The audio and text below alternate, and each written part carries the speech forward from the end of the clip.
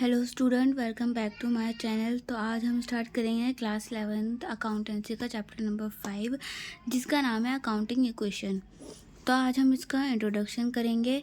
Introduction में सबसे पहले बात आती है हमारी मीनिंग की, कि अकाउंटिंग इक्वेशन का मीनिंग क्या है। अकाउंटिंग इक्वेशन एक मैथमेटिकल एक्सप्रेशन है which shows that the assets and liabilities of the firm are equal. Accounting equation एक मैथमेटिकल एक्सप्रेशन है जो शो करती है एसेट और लायबिलिटी को इक्वल में शो करती है। फर्म में जो एसेट्स और लायबिलिटीज़ हैं वो सारी शो करती है, उसको कहते हैं अकाउंटिंग इक्वेशन। एग्जाम्पल के लिए हम देख लेते हैं, assets is equal to liabilities plus capital. यह हमारी अकाउंटिंग इक्वेशन का फॉर्मूला है जिसमें एसेट्स बराबर होती हैं लायबिलिटीज़ और कैपिटल के। कैपिटल को हम ओनर्स फंड भी बोलते हैं।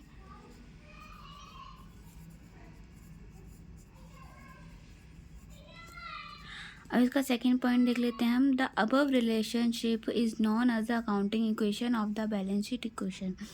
जो ये हमारी अकाउंटिंग इक्वेशन है, इसको हम दूसरे नाम बैलेंस शीट के नाम से भी जानते हैं, जिसमें हम अकाउंट्स में बैलेंस शीट के नाम से ये यूज़ होती है। इस इक्वेशन को हम बैलेंस शीट इक्वेशन भी बोलते हैं अकाउंटिंग इक्वेशन के साथ में। तो इस फॉर्मूले को समझने के लिए हम एक एग्जांपल देख लेते हैं, जिससे आपको अच्छे से समझ में आ जाएगा कि एसेट्स बराबर क्यों होता है लायबिलिटीज़ प्लस कैपिटल के। तो हम सबसे पहले इसका फॉर्मेट बनाएंगे। एक बैलेंस शीट का फॉर्मेट बनाने का तरीका देख लीजिए। ये हमारी आती है लायबिलिटी साइड और इस साइड आता है हमारा एसेट्स। ये हम रफली एक एग्जांपल देख रहे हैं। तो ये हमारी आती है लायबिलिटी और अमाउंट, और राइट साइड आता है हमारा एसेट्स, जिसकी अमाउंट हम यहाँ लिखते हैं। ये हमारी क्या है, बैलेंस शीट।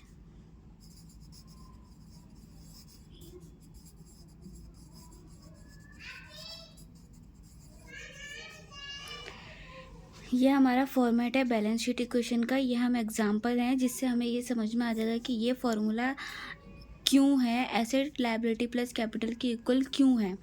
तो आपको क्यों का जवाब मिल जाएगा। इस फॉर्मूले को रटना नहीं है, इस फॉर्मूले को हमें समझना है। तो सबसे पहले हम देखते हैं कि हमने कोई बिज़नेस स्टार्ट करा।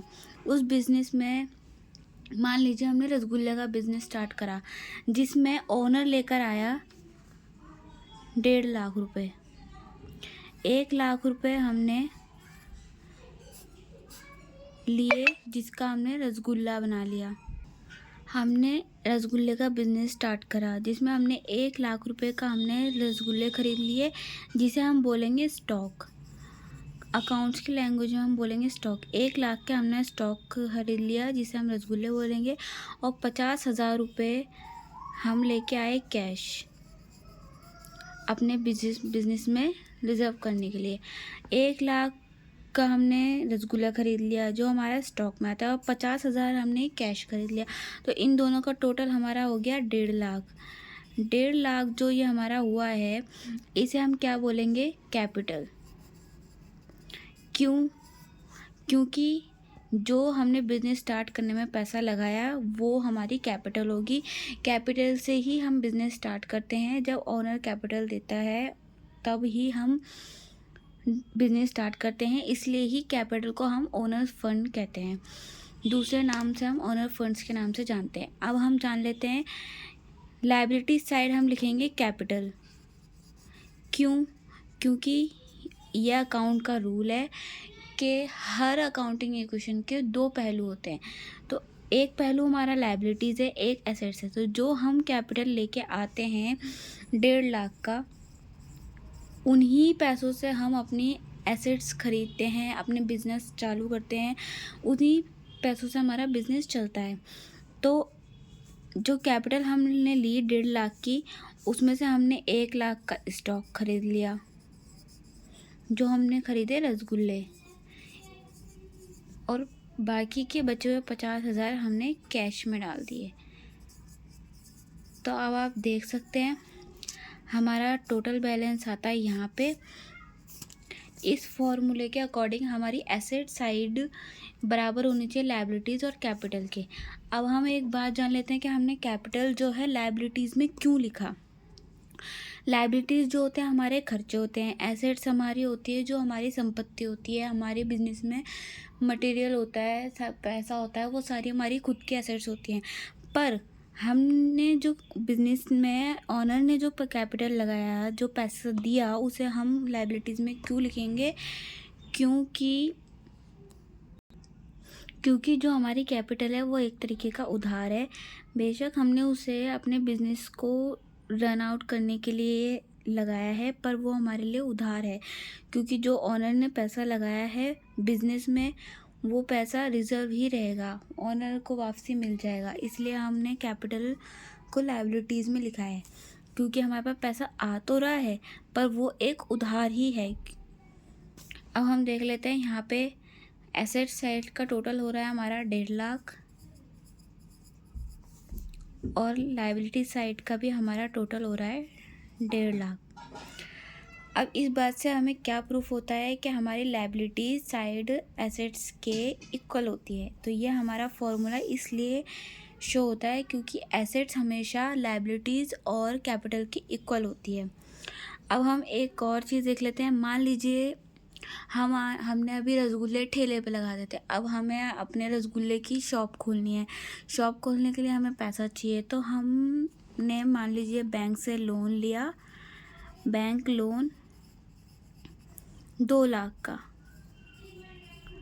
तो लोन जो है वो हमारे लिए लायबिलिटी हुई, क्योंकि वो हमारे पर कर्जा हो गया। लायबिलिटीज़ होती है हमारा कर्जा जो हमें वापस देना होता है। तो बैंक लोन हमारा कर्जा हो गया, तो इसलिए हम बैंक लोन के अमाउंट को लायबिलिटी साइड लिख देंगे। बैंक लोन हमारा 2 लाख। अब देखते हैं इस बैंक लोन से हमने क्या लिया। हमने दुकान खोली, दुकान के लिए हमें फर्नीचर चाहिए होगा, हमने फर्नीचर ख़रीदा।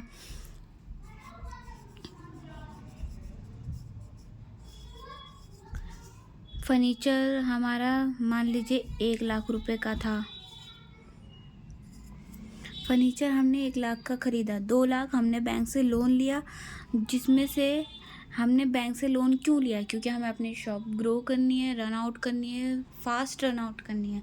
तो हमने उस शॉप खोलने के लिए हमने फर्नीचर लिया। फर्नीचर में 1 लाख का फर्नीचर आ गया और 2 लाख का हमारा बैंक लोन था, और बाकी की जो 1 लाख बचे उन्हें हम रिज़र्व कर देंगे कैश में, क्योंकि अभी हमें और किसी चीज़ की ज़रूरत नहीं है। जब हमें ज़रूरत होगी तो उस कैश में से हम निकाल लेंगे।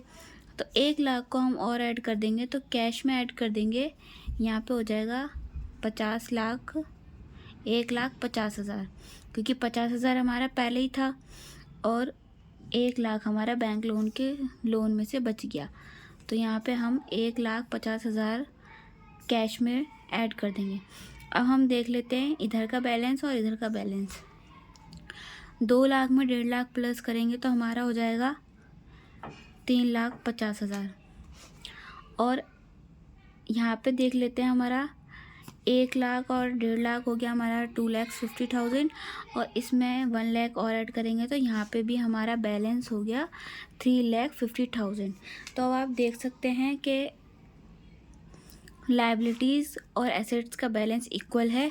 तो इसलिए हम इस फॉर्मूले को कहते हैं assets is equal to liabilities plus capital, क्योंकि लायबिलिटीज़ भी हो गई इसमें, जो हमारा बैंक लोन है वो लायबिलिटी है, और कैपिटल भी हमारी लायबिलिटीज़ में आती है, और एसेट्स में हमारी शॉप की, हमारे बिजनेस की जो एसेट्स होती हैं, जो हमारी संपत्ति होती हैं, वो सारी आती हैं। तो इसलिए लेफ़्ट हैंड साइड और राइट हैंड साइड हमेशा इक्वल होती है। तो इसलिए इसे मैथमेटिकल फॉर्मूला भी कहा जाता है, left hand side is equal to right hand side. उम्मीद है आपको अकाउंटिंग इक्वेशन का मीनिंग समझ में आ गया होगा। अब हम नेक्स्ट देख लेते हैं। इसका नेक्स्ट पॉइंट है हमारा रूल्स ऑफ अकाउंटिंग इक्वेशन। अब हमने अकाउंटिंग इक्वेशन क्या है ये तो पढ़ लिया, ये तो हमने समझ लिया, पर अकाउंटिंग इक्वेशन के कुछ रूल होते हैं जिन्हें हमें मानना पड़ता है। जैसे कि जो बहुत ही आसान है, हम देख लेते हैं। Every transaction has two aspects. पहला पॉइंट बोल रहा है जो ट्रांजैक्शन होती है हमारे अकाउंटिंग इक्वेशन में, ट्रांजैक्शन होती है उसके हमेशा दो पहलू होते हैं, एक और दो। यह मैंने अभी आपको पिछली एग्जाम्पल के में भी बताया था कि हमारी अकाउंटिंग इक्वेशन के दो पहलू होते हैं, हर इक्वेशन के दो पहलू होते हैं। तो इसलिए हमारी जो भी ट्रांजैक्शन होगी उसके दो पहलू होंगे, एक और दो। अब सेकेंड पॉइंट हम देख लेते हैं। इंक्रीज और decrease in liability will be adjusted from liabilities. अब ये बोल रहा है जो हमारी लायबिलिटीज़ हैं उसमें कुछ भी घटेगा या बढ़ेगा, इंक्रीज़ होगा या डिक्रीज़ होगा, वो दोनों ही एडजस्ट करेंगे हम लायबिलिटीज़ में ही। तो ऑब्वियसली बात है, जब लायबिलिटीज़ में घट बढ़ रहा है तो हम उसे लायबिलिटी में ही एडजस्ट करेंगे। ऐसा तो नहीं है कि हमारा कर्ज़ा कम हो रहा है और हम उसे एसेट्स में प्लस कर देंगे, ऐसा नहीं होता है। तो हम लायबिलिटीज़ को लायबिलिटीज़ से ही एडजस्ट करेंगे। और ऐसे ही सेकंड पॉइंट है हमारा एसेट्स। एसेट्स में भी यही है, जो भी हमारी इंक्रीज़ और डिक्रीज़ हो रहे हैं उसे हम एसेट्स में ही एडजस्ट करेंगे। हमारे फर्नीचर आ रहा है, हमारा एसेट्स आ रही है, हमारी संपत्ति कम हो रही है तो हम उसे एसेट्स में ही माइनस करेंगे। अगर हमारी संपत्ति बढ़ रही है तो हम उसे एसेट्स से ही प्लस करेंगे। तो उसकी एडजस्टमेंट जो भी होगी वो हमारी एसेट्स से ही होगी। अब लास्ट फोर्थ पॉइंट देख लेते हैं हम। ये हमारा बहुत इम्पोर्टेंट है और इसे समझना भी ज़रूरी है, तो सही से आप लोग समझिएगा। ये हमारा पॉइंट बोल रहा है every expenses will be deducted from capital and every income will be added to capital. Deducted मतलब होता है माइनस करना, घटा देना।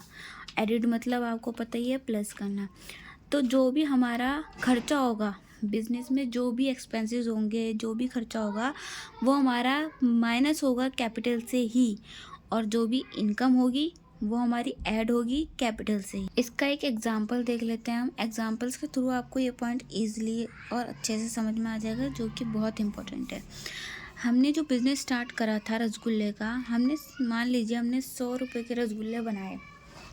100 रुपये के रसगुल्ले बना के हमने उन्हें 300 रुपये में बेच दिया।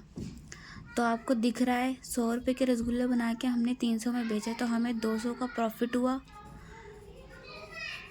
जाहिर है जब हमने 100 के रसगुल्ले बनाए और उन्हें हमने 300 में बेच दिया तो हमें 200 रुपये का प्रॉफिट हो गया। तो इस प्रॉफिट को हम क्या कहेंगे? इनकम। क्या हमारी इनकम जनरेट हो रही है? जो हमने 100 रुपये में बनाया वो हमें 300 में बेच दिया, तो हमें 200 रुपये का इनकम जनरेट हो गई, प्रॉफिट हो गया। तो हम इसे ऐड करेंगे कैपिटल में,